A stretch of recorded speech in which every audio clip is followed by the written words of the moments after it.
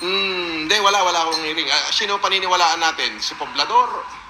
Yung abogado natin? O sila? Sila lang ang may hearing. Sila lang ang may hearing. Tapos, syempre, natatakot sila na baka lutangan ko, na baka gawin ko yung ginawa nila sa akin, na baka lutangan ko sila. Di ba, nung nakaraan ako may hearing, wala naman sila, di ba? Tapos nagpadala sila ng bash sa akin, ng haras. Natatakot sila na baka gawin ko the same. Kaya, syempre, nagtawag. Papaniwala ka na bando? Wala yun. Ha? Wala. Ginago lang niya yung mga viewers niya. Ando yung mga kapakship natin? Ginago lang niya yung mga viewers niya. Ginago lang niya.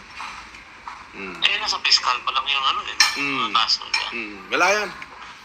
Ginago lang niya yung mga viewers niya. Kaya mo, sila naman nagsasuffer, hindi naman tayo. Di ba? Ganun sila kawalang niya. Ganun lang yun. Okay, nakalive ba ba? Oo, nakalive ako. Sige na, bye-bye.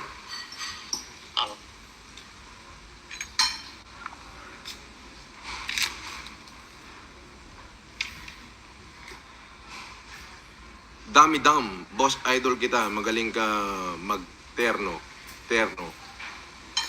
Oh. Parehas pangit ang mukha mo, sabi niya. Shoutout sa 8,000 na nanonood. Mr. Casper, alam na ginagamit lang pagkatao niya. Kawawa naman. Ano to?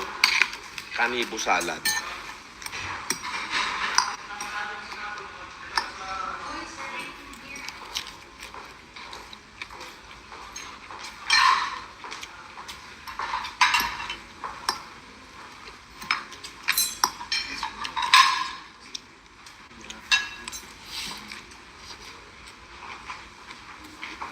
Morning, sir.